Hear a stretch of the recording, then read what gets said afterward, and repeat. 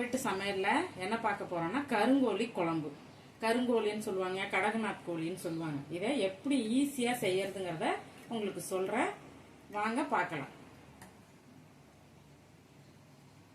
வேக வைக்கிறதுக்கு என்னென்ன போடுறேன்னு பார்த்துங்க. கறி எடுத்து வச்சிருக்கேன், வெங்காயம், தக்காளி, மஞ்சத்தூள், இஞ்சி, பூண்டு, சோம்பு, சீரகம் எல்லாம் சேர்த்து அரைச்சி வச்சிருக்கேன். இது எல்லாத்தையும் போட்டு நம்ம கறியை வேக வச்சுக்கலாம். குக்கரில் கறியை இப்போ சேர்த்துக்கலாம். நல்லா இந்த கோழி கறி நல்லா வேகணும். கருங்கோழிங்கிறதுனால நல்ல வேக்காடு கொடுக்கணும். ஒரு 5-6 விசில் வச்சு எடுத்துங்க. உங்கள் குக்கரில் எப்படி வேகும்னு பார்த்துக்கிட்டு நல்ல விசில் வச்சு இறக்கிக்கங்க. கறியை போட்டாச்சு. இதுக்கு தேவையான கறி வேக வைக்கலே நல்லா கொஞ்சம் வெங்காயம் அதிகமாக போட்டுங்க. சூப்பு வேணுங்கிறவங்க கூட இதுலேருந்து அப்படியே ஈர்த்து சூப்பாக குடிச்சிக்கலாம். நாட்டுக்கோழி சூப்பு குடிக்கிறவங்க நம்ம போடுற பொருளே அப்படியே குடிச்சிக்கலாம். தக்காளி நிறைய போட்டுங்க. ஏன்னா நம்ம புளியெல்லாம் சேர்க்க மாட்டோம் கறி குழம்புல எப்பயுமே, அதனால் தக்காளி கொஞ்சம் சேர்த்துங்க. தக்காளி நல்லா ஒரு ஸ்பூன் அளவு மஞ்சத்தூள் போட்டுங்க. மஞ்சத்தூள், அந்த இஞ்சி, பூண்டு, சோம்பு, சீரகம் எல்லாம் அரைச்சி வச்சுருக்கோம்ல, அதில் இவ்வளோ சேர்த்து ஒரு 2 ஸ்பூன், பெரிய ஸ்பூனில் 2 ஸ்பூன் அளவு சேர்த்து கறி முழுகிற வரைக்கும் தண்ணி ஊற்றி வேக வைங்க. தண்ணி ஊற்றிடுங்க. நல்லா ஒரு 7-8 விசில் விடுங்க. நல்லா டேஸ்ட்டாக இருக்கும் இந்த கோழிக்கறி. கருங்கோழி, கடகநாத் கோழின்னு சொல்லுவோம்ல, நல்லா டேஸ்ட்டாக இருக்கும். நல்லா ஒரு கிண்டி குக்கர் மூடி போட்டுருங்க.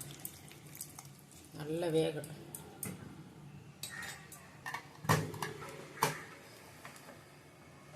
போடுங்க. நல்லா ஒரு 7-8 விசில் வரட்டும். நல்லா வேகட்டும். கரைஞ்செல்லாம் போகாது கறி. ஸ்டவ் பற்ற வைக்கணும். இந்த கோழிக்கறி நல்லா 7-8 விசில் வச்சு நல்லா வெந்துருச்சுங்க பாருங்க. அப்படியே காட்டு. ஒரு நல்ல அகலமான பாத்திரம் எடுத்துக்கோங்க. நம்ம குக்கரில் வேக வச்ச கறியை இதில் மாற்றிக்கலாம். அப்போ தான் கொதிக்கிறதுக்கு தாராளமாக இருக்கும். மிளகாத்தூள்லாம் போட்டால். இந்த கோழிக்கறியில் எவ்வளோ கொழுப்பு பாருங்கள். இந்த கருங்கோழியில் எவ்வளோ கொழுப்பு, எவ்வளோ எண்ணெய் மிதங்குது பாருங்கள். உடம்புக்கு அவ்வளோ நல்லது. இந்த சமயத்தில் சூப்பு மாதிரி இருத்து நீங்கள் கொஞ்சம் மிளகுத்தூள் போட்டு சாப்பிட்லாம். ரொம்ப நல்லது. நம்ம எதுவும் சேர்க்க வேண்டியதில்லை. இஞ்சி, பூண்டு, சோம்பு, சீரகம் எல்லாம் அரைச்சி ஊற்றியாச்சு. வெங்காயம், தக்காளி எல்லாம் போட்டாச்சு. இந்த குழம்புக்கு தேவையான அந்த குழம்பு மிளகாத்தூள் மட்டும் இப்போ போடுறேன், பார்த்துக்கோங்க.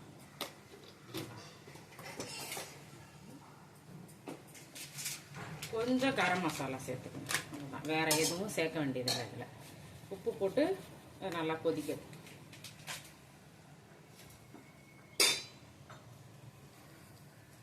உப்பு போடல, உப்பு மட்டும் போட்டு நல்லா கொதிக்கணும்.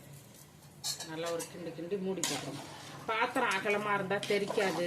கொஞ்சம் கறி நிறையா இருந்தாலும் நல்லா வேகும். அதுக்காக தான் பாத்திரத்தில் மாற்றிட்டேன், குக்கர்லேயே வைக்கல. கறி நல்லா எப்படி வெந்துருக்கு பாருங்க. நல்லா வெந்துடும். கருங்கோழி அதனால கலர் அப்படி இருக்கு, வேற ஒன்றும் இல்லை.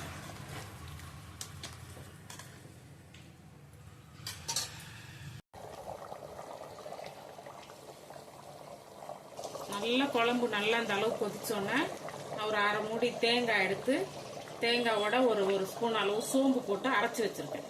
இதை இதில் சேர்த்துக்கலாம். எல்லாம் சேர்ந்து இன்னும் நல்லா கொதிக்கட்டும்.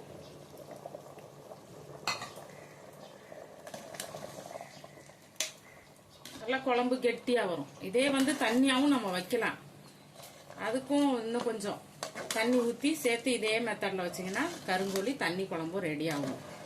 இது இன்னமும் வேற மாதிரி வைக்கணும்னா எல்லாம் வதக்கி, வெங்காயம், தக்காளி, சோம்பு, சீரகம், மிளகு எல்லாம் வதக்கி கொஞ்சம் முந்திரி போட்டு அரைச்சி வைக்கலாம். அதை இன்னொரு டைமும் உங்களுக்கு வீடியோவில் காட்டுறேன் நான் எப்படி வைக்கிறது. இது ஈஸியாக நம்ம கருங்கோழி வாங்கினோம், கழுவுனோம், அதை அப்படியே வேக வச்சோம். குக்கரில் வேக வைக்கிறத காட்டினேன். நம்ம அப்படியே செய்கிறது. இப்படி வேகிறது தான் இதுக்கு நேரம். மிச்சம் எல்லாம் சீக்கிரமே ஆகிடும். குழம்பு ரொம்ப சீக்கிரம் ரெடி ஆகிடும். வதக்கி அரைக்கிற வேலை எல்லாமும் வைக்கிற குழம்பு. நல்லா நம்ம போட்ட தேங்காய் நல்லா கொதிச்சிருச்சு. எண்ணெய் நல்லா பிரிஞ்சு வருது பாருங்க. இப்போ நல்லா மிளகுத்தூள் சேர்த்துக்கங்க. நாட்டுக்கோழினாலே மிளகுத்தூள் தான். மிளகு, சீரகம் போட்டு பொடி பண்ண தூள் ஒரு 2 ஸ்பூன் அளவு சேர்த்துக்கணும். நம்ம எதுவும் மிளகு போட்டு அரைக்காதனால இதில் நிறையவே சேர்த்துக்கலாம். இதுக்கப்புறம் ஒரு கொதி விட்டோன்னா தாளித்து ஊற்றிட்டு குழம்பு காட்டுறேன் உங்களுக்கு. தாளிக்கிறத பார்த்துக்கலாம். தாளித்து எப்படி ஊற்றுறேன்னு பாருங்கள். ஒரு கரண்டி அளவு எண்ணெய் ஊற்றிங்க. எண்ணெய் காயட்டும். நான் இதில் வந்து பட்டை, சோம்பு, 2 கிராம்பு, 2 ஏலக்காய், ஒரு பிரிஞ்சி இலை இதெல்லாம் அதில் போட்டு தாளிக்கிறதுக்கு போடும். நல்ல இந்த அளவு பொரிஞ்சோன்னா நான் கொஞ்சம் சின்ன வெங்காயம் நறுக்கி வச்சுருக்கேன். அதே இதில் சேர்த்துக்கணும்.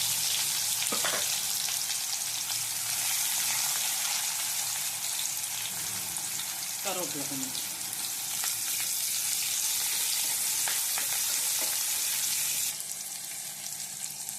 நல்லா வெங்காயம் நம்ம போட்டதெல்லாம் நல்லா பொரிஞ்சோன்னா நம்ம குழம்புல எடுத்து இதை சேர்த்துக்கலாம். அந்த தாளிப்பொடி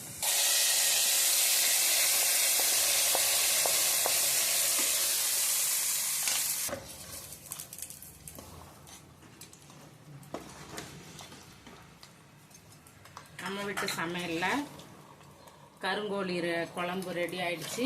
திக்காக ரெடி ஆயிடுச்சு. நீங்களும் உங்கள் வீட்டில் செஞ்சு பாருங்கள். செஞ்சு சாப்பிட்டு பார்த்துட்டு எனக்கு சொல்லுங்கள். இது ரொம்ப ஈஸியான மெத்தட் தான். நம்ம வந்து எல்லாத்தையும் அரைச்சி ஊற்றிலாம் வைக்கல. நம்ம வீட்டில் எப்படி நாட்டுக்கோழி குழம்பு எப்படி வைப்போமோ அந்த மாதிரி தான் வச்சுருக்கேன். நல்லா அரைச்சி ஊற்றி இன்னும் திக்காக கெட்டி குழம்பு எப்படி வைக்கிறதுன்னு இன்னொரு வீடியோவில் காட்டுறேன். நீங்கள் செஞ்சு இந்த குழம்பை சாப்பிட்டு பாருங்கள். எப்படி இருக்குன்னு எனக்கு கமெண்ட் பண்ணுங்கள், லைக் பண்ணுங்கள், ஷேர் பண்ணுங்கள், சேனலை சப்ஸ்கிரைப் பண்ணுங்கள். நன்றி.